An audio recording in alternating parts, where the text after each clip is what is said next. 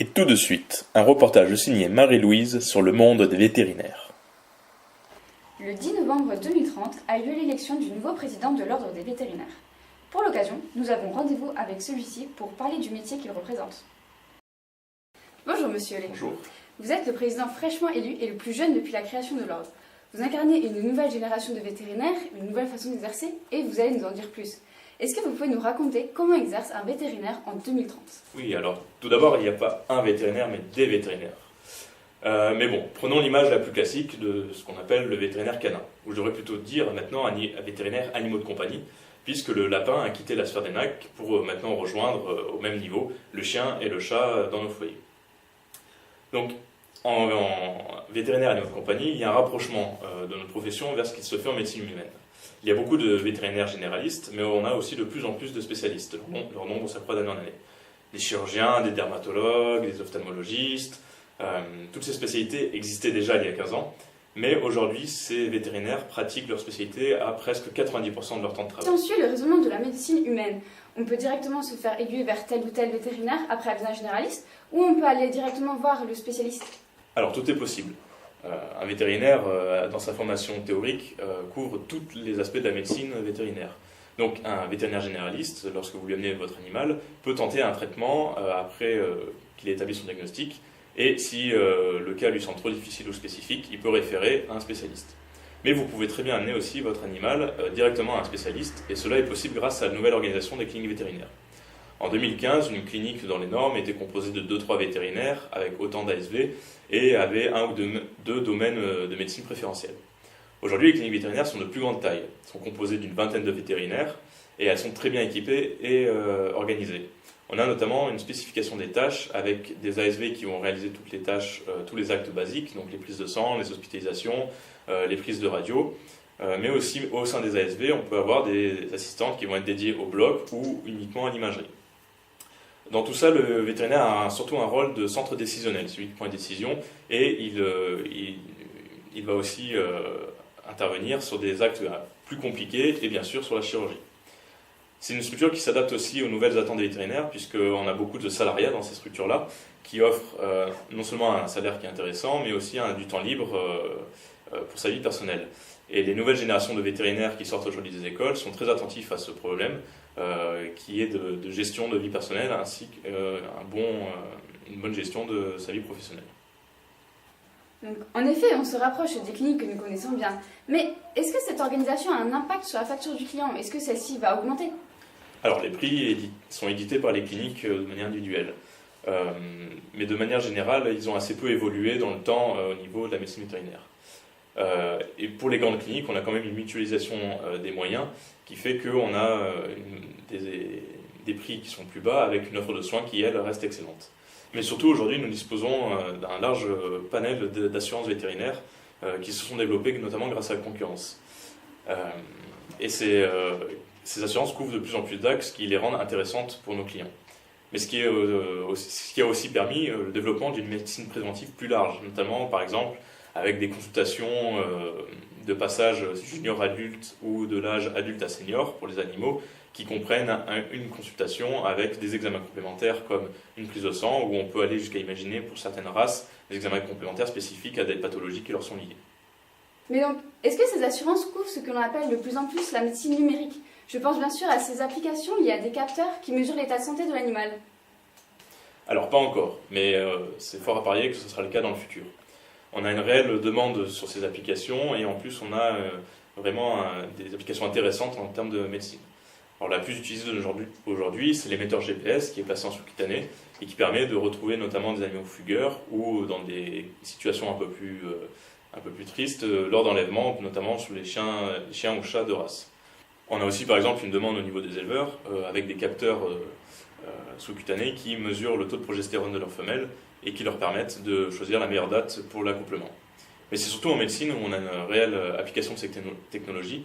Je pense notamment à toutes les maladies endocriniennes, comme le diabète par exemple, où aujourd'hui un propriétaire sur son smartphone peut suivre la glycémie en temps réel ou sur la journée de son animal et à l'aide du conseil de son vétérinaire de choisir le traitement le mieux adapté et le plus précis pour son animal. Et puisque vous en parlez, il existe de manière plus globale un débat dans la société sur la propriété de ces données et l'utilisation que peuvent en faire certains groupes ou entreprises. Comment avez-vous su répondre à cette problématique? Alors par un contrat, tout simplement, entre le propriétaire et le vétérinaire et la garantie du secret médical. Alors ce problème, il est surtout vrai et important dans le milieu de l'élevage.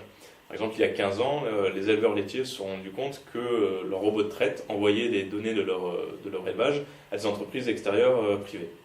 Les éleveurs ont su réagir, les vétérinaires aussi, notamment en proposant un contrat entre vétérinaire et éleveur où l'éleveur reste propriétaire de ces données et le vétérinaire reçoit ces données, les traite et assure une sorte de veille sanitaire. Alors, pour être plus clair, imaginons que je suis vétérinaire rural. Tous les jours, je reçois des données de ces différents élevages qui proviennent par exemple du robot de traite pour les élevages laitiers ou même d'un plan sous-cutané sur les vaches qui me transmettent des informations comme la température, la glycémie ou l'écorce cétonique. Ces informations sont stockées chez l'éleveur, envoyées à ma clinique où un logiciel les traite et suivant les curseurs que j'ai placés, des alarmes s'activent et me préviennent d'un éventuel problème. Ensuite, je contacte l'éleveur en lui expliquant d'où vient le problème et les différentes façons d'y résoudre, ce qui permet une action précoce du problème sanitaire. Ce service est rémunéré sous un abonnement mensuel. Ça permet à l'éleveur une meilleure gestion de son troupeau, notamment au niveau de la reproduction, au niveau de l'alimentation, et bien sûr un meilleur contrôle sanitaire, puisque les problèmes d'ordre médical sont pris très à l'avance. Alors, puisque nous parlons de l'élevage, qui est une autre facette du métier de vétérinaire, comment la profession a évolué pour s'adapter à l'arrivée de ces data dans l'élevage? Alors c'est vrai que le vétérinaire rural est la facette de la profession qui a le plus évolué ces 15 dernières années. Nous l'avons vu, la journée du vétérinaire rural commence maintenant par de la gestion informatique et de l'interprétation de données, comme nous venons d'en parler. Pour le reste, c'est assez proche de ce qu'il y a 20 ans, c'est-à-dire de l'obstétrique, de la médecine d'urgence ou de la médecine individuelle. La grande différence provient notamment de la vente de médicaments, qui est une part moins importante pour le vétérinaire dans son chiffre d'affaires, puisque les éleveurs se fournissent de plus en plus dans les centrales d'achat. Pour compenser, il a été difficile d'augmenter les actes, puisque difficile à faire comprendre à un éleveur qu'une césarienne qui était à 200 € passe maintenant à 500 €. Donc la gestion et le conseil ont véritablement remplacé cette place du médicament vétérinaire pour la profession. Alors, néanmoins, les vétérinaires peuvent toujours prescrire et vendre des médicaments, et je pense que une interdiction de la vente est inimaginable, surtout pour le milieu rural. C'est simple, il suffit d'imaginer un éleveur chez qui le véto viendrait de soigner une vache et lui donner une ordonnance, de lui dire ensuite d'aller à une pharmacie qui parfois peut se situer à plus de 20 ou 30 km de l'élevage. Pour l'éleveur, c'est une perte de temps très importante dans un métier où le temps est une denrée rare. Mais qu'en est-il des compétitions qui existent entre les vétérinaires et certaines entreprises qui proposent des offres aux élevages qui s'approchent de près ou de loin à la médecine vétérinaire? Alors, nous avons su transformer cette compétition en coopération. Aujourd'hui, une clinique vétérinaire peut embaucher des techniciens spécialisés comme des échographes, des ostéopathes ou des pareurs. Mais prenons quelques exemples. Par exemple, l'échographe se rend dans les élevages et assure un suivi de reproduction. Donc il note les différentes données et les transmet au vétérinaire qui ensuite les interprète et décide de la marche à suivre. Le pareur, lui, se rend dans les élevages, il va nettoyer les pieds des vaches et il va noter les différentes lésions qu'il rencontre. Il transmet ces informations au véto qui, en fonction des pathologies principales qu'il remarque, peut proposer une action à l'éleveur à mettre en place dans son élevage. On a aussi par exemple des partenariats entre des cliniques vétérinaires et des entreprises de nutrition spécialisées au niveau animalier. Par exemple, le vétérinaire peut les appeler pour leur demander des conseils, voire même leur envoyer des échantillons de rations analysées. Et inversement, on voit de plus en plus ces entreprises qui font appel aux vétérinaires pour des conseils sanitaires. Le but de tous ces métiers, c'est de travailler main dans la main pour l'éleveur, puisqu'il reste l'élément central de ce schéma économique. Mais donc, en définitive, la clinique vétérinaire se transforme en une entreprise de plus en plus diversifiée. Oui, on peut dire ça dans une certaine mesure. Notre souhait reste que le vétérinaire soit le partenaire privilégié de l'élevage, en restant neutre et en étant garant de la santé animale. Alors peut-être un mot maintenant sur les NAC qui regroupent une panoplie d'animaux très variés. Est-il possible d'amener à n'importe quel vétérinaire une perruche ou un serpent? Alors oui, dans le cursus vétérinaire, la partie ONAC est de plus en plus conséquente et tout vétérinaire qui sort de l'école sait soigner les principales pathologies de chaque espèce et connaît les gestes de base. Néanmoins, il faut très vite un spécialiste pour des cas plus complexes. Et notamment, ceci nécessite des infrastructures particulières, par exemple comme des volières pour les oiseaux ou des terrariums pour les reptiles, et du matériel médical spécifique que l'on ne trouve que dans certaines cliniques vétérinaires spécialisées. Alors il existe même maintenant des spécialistes de certains NAC, comme un vétérinaire spécialiste en reptiles, en oiseaux ou en rongeurs. Il y a d'ailleurs une anecdote assez amusante, c'est que de plus en plus de gens possèdent des poules et on voit apparaître celles-ci dans nos salles d'attente de plus en plus fréquemment. Et certains animaux perdent un peu cette étiquette NAC pour rentrer dans les espèces un peu plus courantes, je pense notamment au cas des rongeurs. Alors une chose importante à rajouter, c'est que les vétérinaires NAC ont aussi une casquette de vétérinaire sanitaire. En effet, la plupart des espèces aujourd'hui des NAC sont importées et parfois de tous les continents, et on retrouve dans la nature ces espèces, notamment par des lâchers de gens souhaitant s'en débarrasser.